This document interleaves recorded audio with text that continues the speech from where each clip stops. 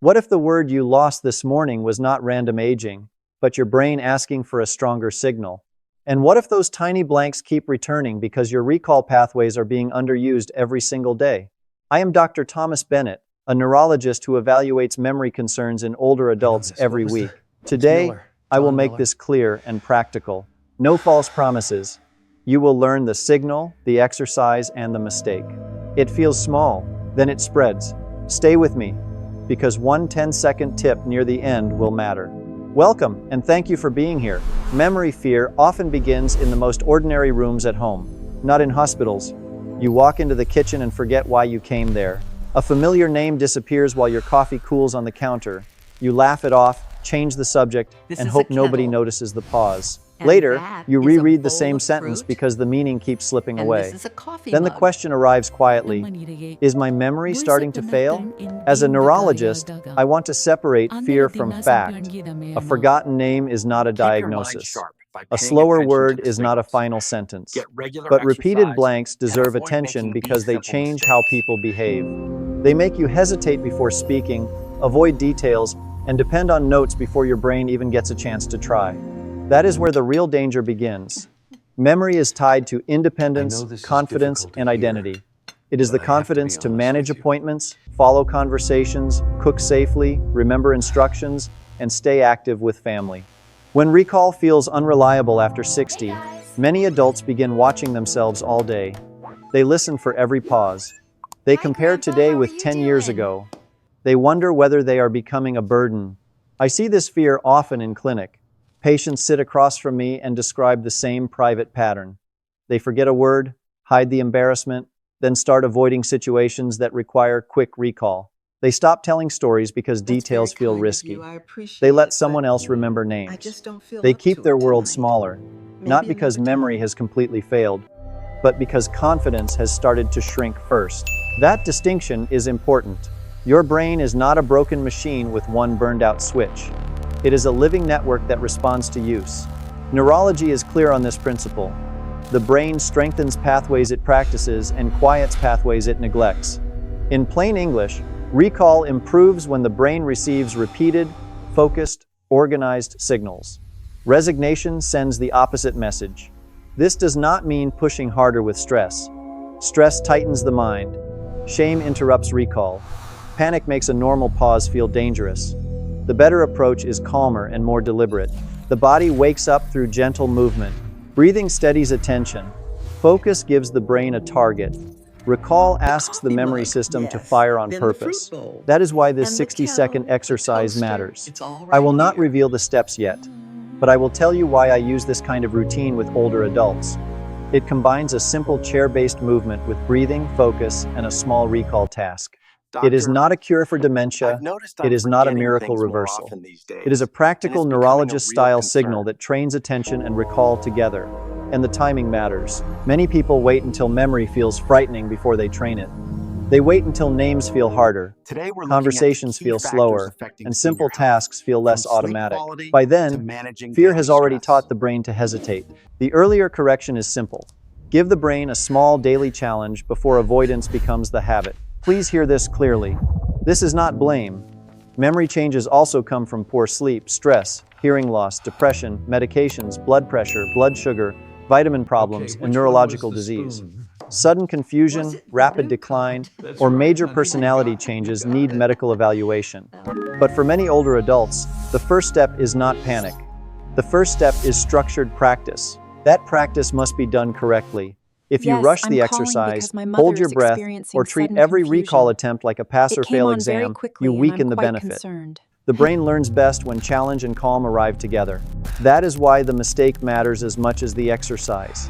A tense brain defends itself. A guided brain practices.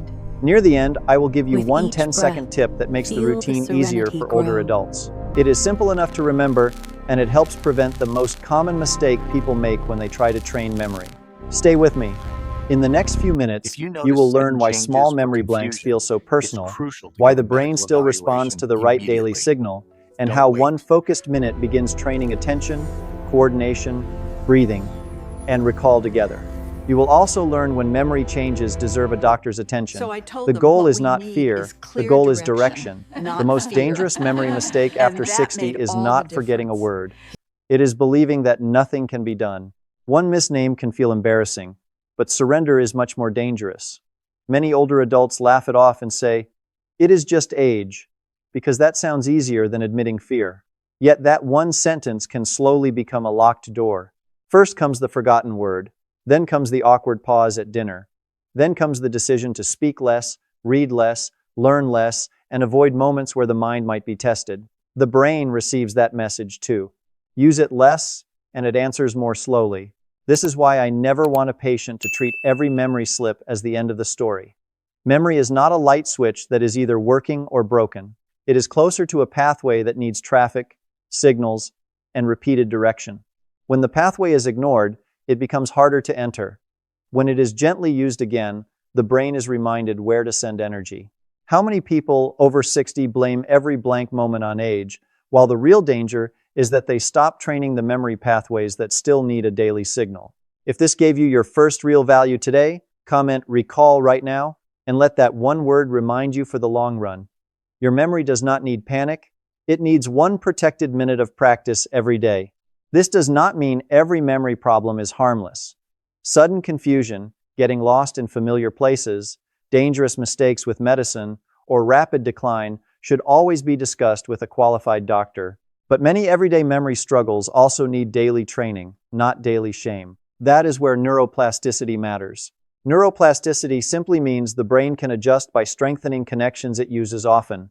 The brain does not strengthen what you only worry about, it strengthens what you practice. If recall pathways are never challenged, names, words, and small details can become harder to reach. If they are gently challenged every day, the brain receives a clear signal to reconnect, organize, and respond. Think of memory like an old route in town.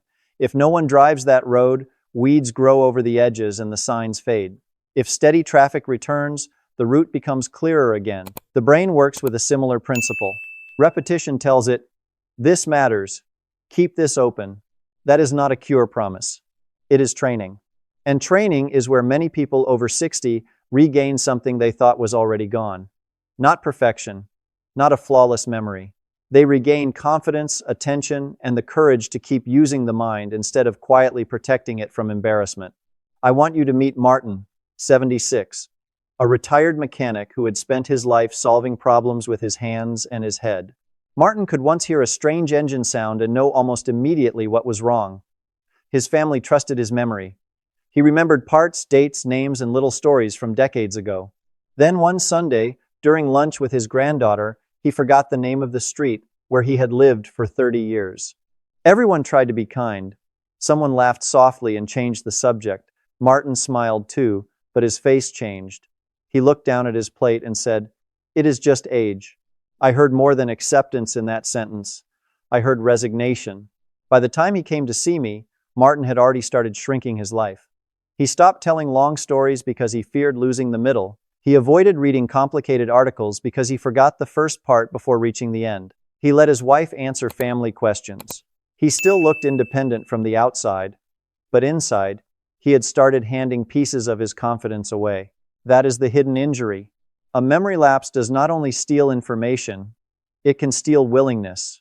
It can make a respected older adult feel unsafe inside ordinary conversation. Once that happens, the brain gets less practice, and less practice makes the next blank moment feel even more frightening. I did not promise Martin a miracle. I gave him a challenge so small that he almost laughed at it. 1 minute a day, every morning, for 4 weeks. He told me 1 minute sounded too simple to matter. I told him that simple was the reason he might actually repeat it. The first week felt awkward. He forgot words during the exercise. He lost his rhythm. He wanted to stop when his mind went blank. But he kept going because the rule was clear. The goal was not speed. The goal was active search. By the 3rd week, his wife noticed something before he did. He was joining conversations faster. He remembered a neighbor's name after a pause instead of giving up. He followed a story on the evening news without asking for the beginning again. His memory was not perfect, and we never pretended it was. But his relationship with his memory had changed. That matters deeply. The win was not that Martin became 20 years younger. The The win was that he stopped treating his brain like a finished machine. He began sending it a daily signal: I still expect you to work with me. Now I want to teach you the same kind of routine, not because it is magical, but because it forces the brain to wake up in more than one way at the same time. This is the moment where we stop talking about memory and begin training it. Sit near the edge of a sturdy chair. Place both feet flat on the floor. Keep your back straight but relaxed, as if a string is gently lifting the top of your head. Rest your hands on your thighs. Take one slow breath before you begin. For the first 30 seconds, focus only on activation and oxygenation. Raise your right arm slowly as you inhale. Lower it slowly as you exhale. Then raise your left arm as you inhale. Lower it as you exhale. Keep alternating arms with steady, controlled movement. Do not rush. Your breath should guide the motion, not chase it. Feel the shoulder lift, the ribs open, the hand return, and the body settle. This slow pattern gives your attention a physical anchor. It also keeps the exercise safe and calm for most older adults. For the last 30 seconds, continue the same arm movement, but add a memory challenge. Choose one category and start naming items from it. You might choose fruits, animals, kitchen objects, old friends' names, cities, or words beginning with one letter. Say each word out loud if you can. Whisper it if that feels easier. The goal is not speed. The goal is active search. If your mind goes blank, do not panic. Pause, breathe. Keep the arm movement slow, and wait for the next word. That waiting moment is not failure. That is the training moment. Your brain is searching, sorting, and trying to open a pathway again. Here is why this tiny routine is more powerful than it looks. When your body moves slowly and your mind searches for words at the same time, your brain cannot stay on autopilot. Breathing is controlled. Movement is coordinated. Attention is focused. Memory is searching. These systems have to communicate instead of drifting separately. This is called dual task activation in plain English. You are asking the brain to manage two simple demands at once. Not enough to overwhelm you, but enough to wake up attention, coordination, and recall together. That combination is important because real life rarely asks memory to work in isolation. You remember a name while walking into church. You follow a recipe while reaching for a bowl. You answer a question while standing in the kitchen. Memory lives inside movement, attention, sound, emotion, and timing. This 1-minute drill respects that. It trains the brain in context. And because it is short, it reduces the biggest enemy of brain training after 60. Inconsistency. A long routine is easy to admire and easy to abandon. A protected minute is harder to excuse. Morning works well for many people because the mind is not yet crowded by the day. But the exact hour matters less than protection. Choose one quiet window and keep it like an appointment. When the same cue repeats, the brain begins to expect the work. Your brain is smart. If the exercise never changes, your brain stops working hard. In week 1, keep the categories easy. Use fruits, animals, clothing, kitchen items, colors, or things you see in a grocery store. You are not trying to prove anything. You are building the habit and teaching your body the rhythm. In week 2, move to words by first letter. Try M, S, B, T, or any letter that feels possible.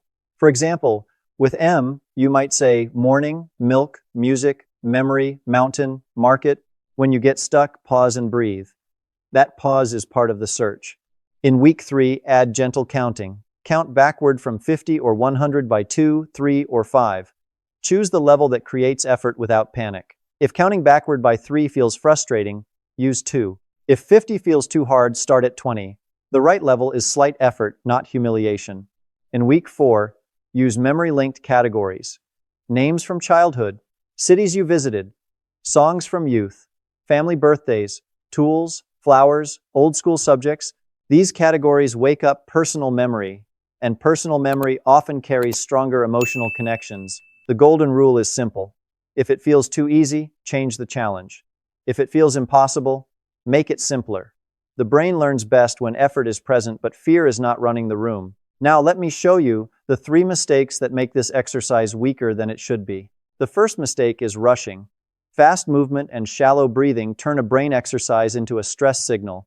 Many people think quicker means better, but for this drill, slow is stronger. Slow movement gives the brain time to coordinate. Slow breathing gives the nervous system a calmer rhythm.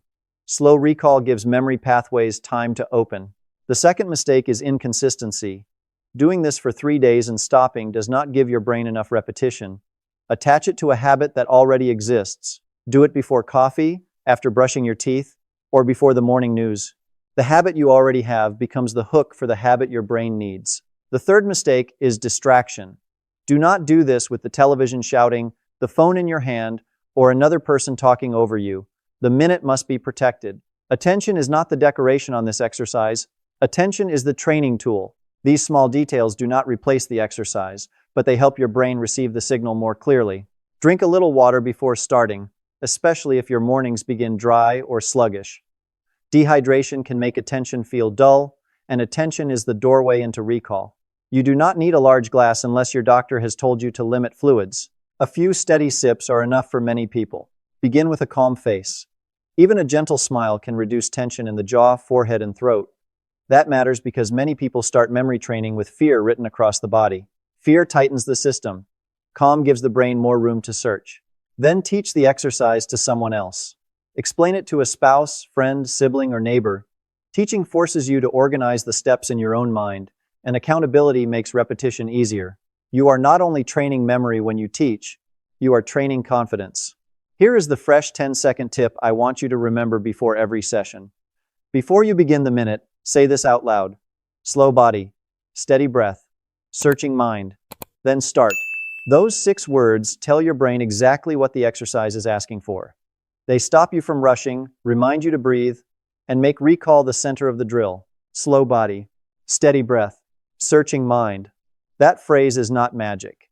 It is a simple cue that protects the quality of the minute. And after 60, quality matters more than force. A confused, rushed minute teaches very little. A calm, focused minute gives the brain a clearer signal.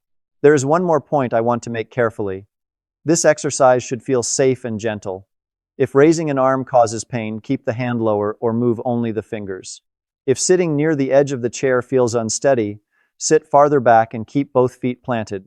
If you feel dizzy, stop and speak with your doctor before continuing. Brain training should never become a balance test. The purpose is not to impress anyone watching. The purpose is to wake up attention, movement, breathing, and recall in one small daily act. That is how a minute becomes meaningful. Not because it promises a miracle, but because it interrupts surrender. And surrender is the real danger we are fighting. Now the decision is no longer about information. It is about 1 minute. Today, we started with the fear behind small memory lapses. We challenged the belief that every blank moment after 60 means nothing can be done. We walked through neuroplasticity in plain English, saw how Martin slowly rebuilt confidence, learned the 60-second routine, and covered the mistakes and boosters that make the signal stronger. That journey matters because memory is not only about facts, it is about confidence, conversation, independence, and the feeling that your mind still belongs to you. So here is your 7-day neurologist challenge. Do this exercise once a day for the next week, 1 minute a day, 7 minutes total. That is small enough to start today, but meaningful enough to tell your brain that you are still participating. Do not chase perfection. If you forget words, breathe and continue. If you lose rhythm, slow down and restart. If one category feels too hard, choose an easier one. The goal is not to perform for anyone. The goal is to stop abandoning your brain. And please remember this. If memory changes are sudden, dangerous, or getting worse quickly, speak with a qualified doctor. Training can support attention and recall, but medical evaluation still matters when warning signs appear. If this message could help a friend, spouse, sibling, or older parent who has started saying, "It is just age," share it with them today. A simple 1-minute routine may be the first step that helps them feel less alone. Subscribe to this channel if you want early doctor-guided lessons that protect memory, independence, and health after 60. I want you learning these steps before fear takes over. Then come back after 1 week and write "Week 1 done" in the comments. Not because you need to impress anyone, but because your progress may give someone else the courage to begin. This minute is not magic. It is a message to your brain. I am still here, I am still training, and my memory still matters. Thank you for spending this time with me. Protecting your memory is not only about remembering names. It is about protecting your voice, your choices, your conversations, and the quiet confidence that lets you keep showing up in your own life.